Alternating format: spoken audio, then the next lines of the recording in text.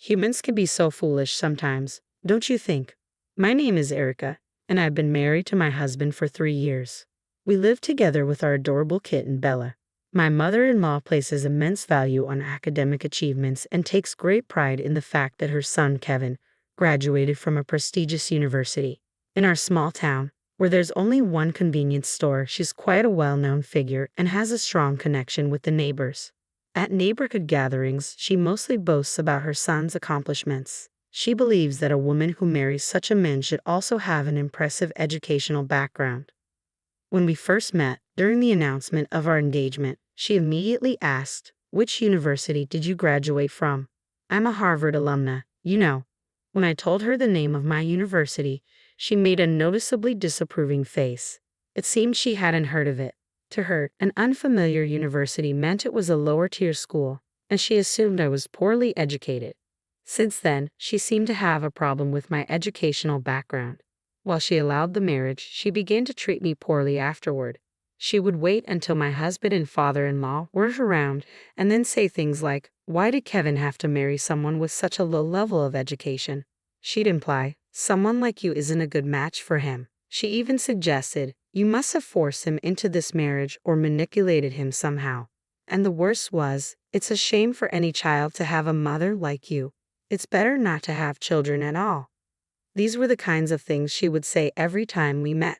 Fortunately, we weren't living together at the time, but she would still come over whenever she had free time just to criticize my education and then leave.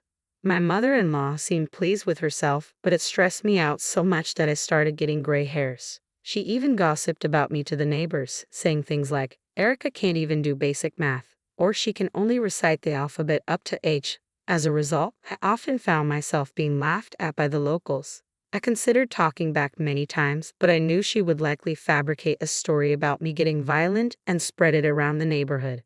So, I endured it all without telling anyone. One day, my in-laws decided to rebuild their house. My father-in-law had hurt his back, and they wanted to make the house more accessible. We were grateful for everything my father-in-law had done for us, so we offered to help pay for the renovations. My mother-in-law planned a big celebration with the neighbors for the housewarming, and of course, I ended up being the one to prepare everything. "I'll help you," my husband offered, but my mother-in-law quickly intervened, saying, "Come here, Kevin. I want to show off my highly educated son," and dragged him away. As she left, she remarked, "Someone with your low education should at least be good at cooking, so get on with the preparations." During the party, my mother-in-law was in high spirits. As expected, she began her usual bragging to everyone, saying, "My son built this house. What a wonderful and beautiful son he is. I wonder who raised such a child." "Oh, that's me." The older ladies in the neighborhood sounded envious, which only encouraged her. She continued, "And then there's his wife. She didn't contribute a penny but acts like she owns the place. She doesn't even want to give me grandchildren. The wicked woman." She then turned her usual disdainful gaze toward me and continued to insult me. Annoyed, I replied bluntly, "What's up?" "There she goes. That's the problem with uneducated wives," she shot back. "She hasn't had any kids yet, she's greedy for money, and she's probably eyeing our inheritance." She even accused me. "I bet she put something in today's meal. None of you should eat it," belittling the food I had prepared. Ironically, she was eating my cooking herself. Not that it mattered. Even if there were something in it, she probably survived just fine. She's resilient, to say the least. She whispered with a sneer, "Well, can't expect much from Erica's kids. They'll have those low education genes mixed in," making sure my husband and father-in-law couldn't hear her. She always harassed me without letting others catch on, which infuriated me. The ladies around us chimed in with laughter, agreeing with her. That's right. When I glared at them, they awkwardly looked away. I couldn't understand why they agreed with her if they felt bad about it. She wasn't some powerful figure, or maybe she had some hold over them. Even as these thoughts crossed my mind, the stream of insults from my mother-in-law continued unabated. I wondered how long this life would go on. Did I have to endure her bullying forever? For what purpose? Lost in these thoughts, I soon made a decision. "I can't stand it anymore," I suddenly shouted, startling both my mother-in-law and the kitten Bella. "Sorry for scaring you, Bella. I'll give you some treats later," I said to the kitten. Then I turned to my mother-in-law and said, "You hate me, right? You don't want a child born from someone with low education like me, do you?" And who knows what would happen to them after they're born? Maybe they'd be abandoned in the mountains. Oh, scary, scary. What? I would never do such a thing, she exclaimed. And by the way, I expect you to repay every penny I contributed to building this house, I stated calmly. My mother-in-law was visibly shaken by my unexpected words. What nonsense are you talking about all of a sudden? She retorted, her voice echoing through the house. This commotion caught the attention of my husband and father-in-law, who quickly came over to see what was happening. The surrounding guests also looked on curiously, so I decided to seize the opportunity to fully confront my mother-in-law and expose her wrongdoings. What's all the yelling about? My husband asked, clearly alarmed. Listen to this. Erica, who claims she didn't contribute any money, is now demanding I pay her back for the house. My mother-in-law exclaimed, attempting to paint me as unreasonable. All eyes suddenly turned to me. But you said you didn't want a child from me, right? Mother-in-law, isn't that what you've been saying, ladies? I asked the nearby women. Yes, that's true. She always says that, they admitted reluctantly. She said she doesn't want those low education genes, they added. My mother-in-law stood there, stunned by their betrayal, her mouth agape. She probably never imagined they would turn on her. Serves her right. Why should I silently endure bullying from you? I'm not your punching bag for stress relief. I turned back to my mother-in-law, my voice seething with anger. My husband and father-in-law gasped in shock at the revelation. Have you been bullying Erica?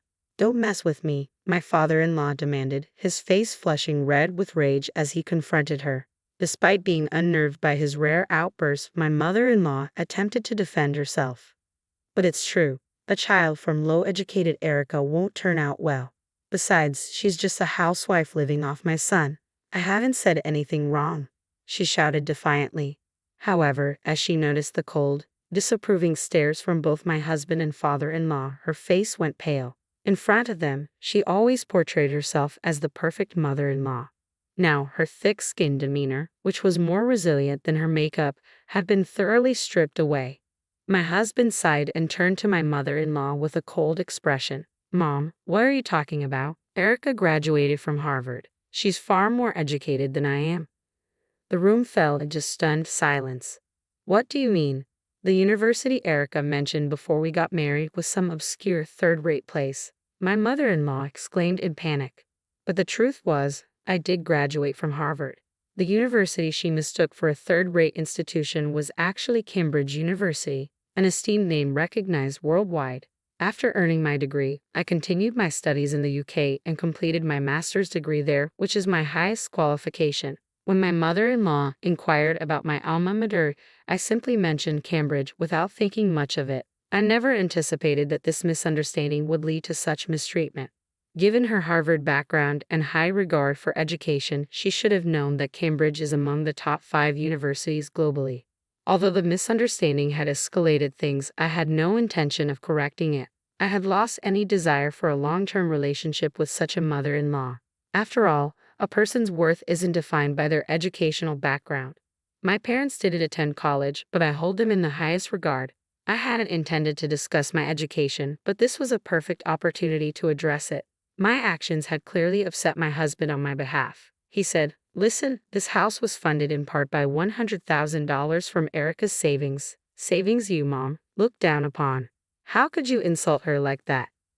And by the way, your college isn't Harvard. It's just a school near Harvard. That doesn't make you a Harvard graduate, Mother. Now's not the time for that discussion. We're talking about the money. There's no way a housewife like Erica could have accumulated that kind of money. Erica isn't just a housewife. In fact, she earns several times more than I do." "What did you say?" My mother-in-law's surprise was evident.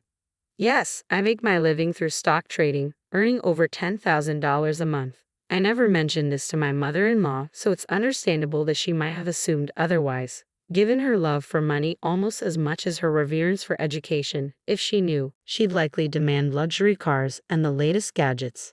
That's why I asked my husband to keep it a secret. Since I'm usually at home when she calls or visits unexpectedly, she assumed I was just a housewife." My mother-in-law stood there, speechless and stunned by this revelation. To answer a question some of you might have, why did I contribute to the house's funds for someone I didn't like? Normally, one wouldn't want to give a single cent. The reason is straightforward. It was to avoid any arguments about living arrangements. By funding a comfortable and accessible home for her, I hoped she would be content and not bother us, especially after her minor injury. If she was comfortable in her own house, she'd likely visit ours less often. It was an expense I justified for my own peace of mind. Doesn't that make sense? Now, having fully recognized my mother-in-law as an adversary, I said firmly, I want the full $100,000 back. If you can't repay it, sell the land and house. If that's not feasible, borrow the money from a financial institution. That's outrageous. This house is ours now, and I have no intention of giving you a penny, my mother-in-law declared defiantly. Breaking his silence, my father-in-law shouted, How much longer do you plan to upset everyone around you? Look at the room. Nobody is on your side. My mother-in-law began to cry as my father-in-law berated her, but despite his pleas for her to apologize, she refused to humble herself, her pride too great. In the end, she left without offering an apology or even glancing my way. I'm so sorry, Erica. If I had been more attentive, this wouldn't have happened, my father-in-law said, deeply apologetic. There was no need for him to apologize. My mother-in-law only bullied me when he was unaware. Please lift your head. You've done nothing wrong. Please continue to treat me as your real daughter, I said, placing my hand on his shoulder. My father-in-law responded, Thank you, Erica. Leave her to me. I'll ensure she never bothers you again. And he went after my mother-in-law. The mood around us seemed to lighten as the situation settled. The neighborhood ladies, visibly relieved, apologized to me and promised to sever ties with my mother-in-law, which greatly lifted my spirits. A month later, my father-in-law announced that he was divorcing my mother-in-law. It turned out the issues went beyond that day's confrontation. My mother-in-law had been involved in an affair with a highly educated middle-aged man. My father-in-law, suspecting something was wrong, had hired a private investigator to gather evidence discreetly. The divorce was swiftly finalized, and my mother-in-law was ordered to repay the $100,000 I had contributed for the house renovations as part of the alimony. Apparently, her lover financed this amount, and in return she was now working as a maid, my father-in-law reported with a look of disbelief. Now, both my father-in-law and I can live free from the troubles caused by my mother-in-law. I'm now 5 months pregnant, and my husband, father-in-law, and the neighborhood ladies are all deeply concerned about my health and have been incredibly supportive. In a way, I have to thank my mother-in-law for helping me gain such a supportive circle. Looking ahead, I'm excited about the future and look forward to a happy life with my soon-to-be-born child, my husband, father-in-law, and our cat, Bella.